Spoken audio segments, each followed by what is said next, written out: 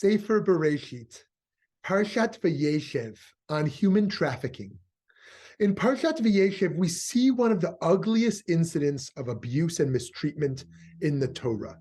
When Joseph's 11 brothers, upset with their father Jacob's preference for Joseph, and perhaps Joseph's bragging attitude about his prophetic dreams, throw him into a pit and sell him to the Midianites.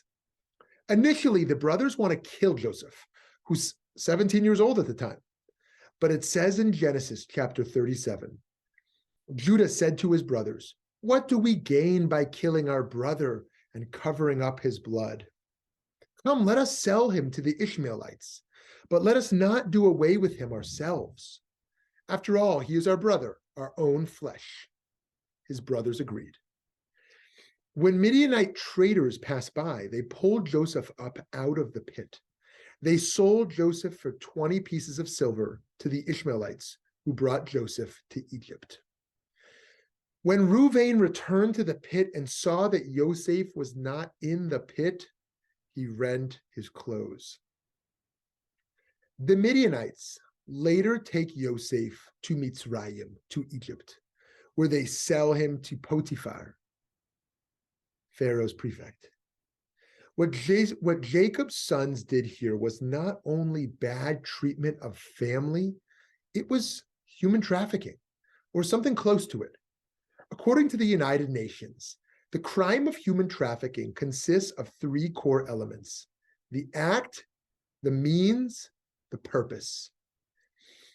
By the UN criteria, transferring Joseph into the hands of dangerous strangers certainly qualifies as the act of human trafficking. The second criteria is the means, which can include threat, force, deception, and abduction, among other methods. Having thrown Joseph into a pit to hold him captive, the brothers absolutely used force on him. Where this story might differ from modern human trafficking, though, is the purpose. Human trafficking in real life today is done for the exploitation of the victim, so the perpetrators can profit off of them. Some examples for this are exploitation for sex or forced marriage, forced labor, organ removal, or child soldiers. In our story, the selling of Joseph was more vague in purpose. His brothers received 20 pieces of silver, but perhaps what they really wanted was to cause him harm and remove him from their family. Nonetheless, even though the profit motive was clearly not primary, there was a profit made. We might think of child trafficking only as something strangers, evil supervillains would do, but family members selling family members is not foreign to history or the Bible, and it remains a possibility in the 21st century.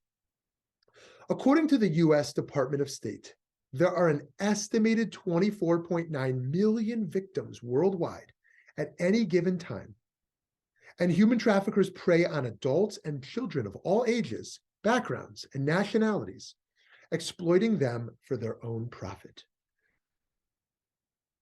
Per to the United Nations, worldwide about 20% of all trafficking victims are children. However, in some parts of Africa and the Mekong region, children are the majority, up to 100% in parts of West Africa. Additionally, studies have shown that foster children who don't have the sense of security that comes with growing up in a healthy family are especially in danger of running away from their foster homes and becoming victims of human trafficking. When we read the Genesis story closely, we might think this choice of selling Joseph was a positive move, rather than pursuing the alternative urge toward violence, even to kill him.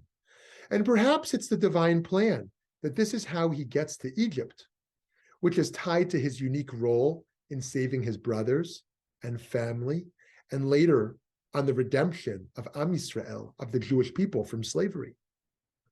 But it is never a good idea to use God's justice to justify immoral actions. The sin of Yosef's brothers is egregious from its roots of jealousy, of betrayal, and of considered murder. and it led to a form of child trafficking that could likely have led to his death. What's more, the brothers lied to their father, Jacob, bringing great grief to him. The book of Esther, as well, provides a complicated picture of human trafficking.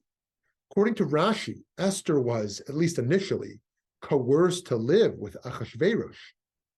These Bible stories should motivate us to seek to combat human trafficking in all of its forms, with special attention to the trafficking of minors, of which Joseph was one. The United Nations largely advocates for systemic legal solutions to this tragedy, such as the Protocol of Prevent, Suppress, and Punish Trafficking in Persons, which is ratified by the vast majority of the world's countries.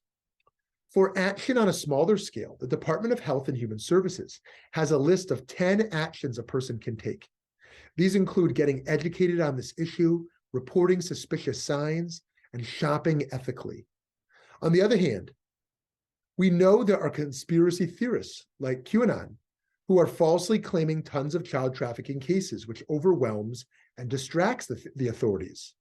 Fans of the pro-Trump conspiracy theory are clogging anti-trafficking hotlines, infiltrating Facebook groups, and raising false fears about child exploitation. More broadly, the story of Yosef and his brothers is a call to recognize the image of God in everyone, to resist the all-too-human feeling of envy, to restrain ourselves from taking revenge by causing harm, and to recognize that child and human trafficking is a terrible tragedy that we must do everything possible to prevent. Shabbat Shalom.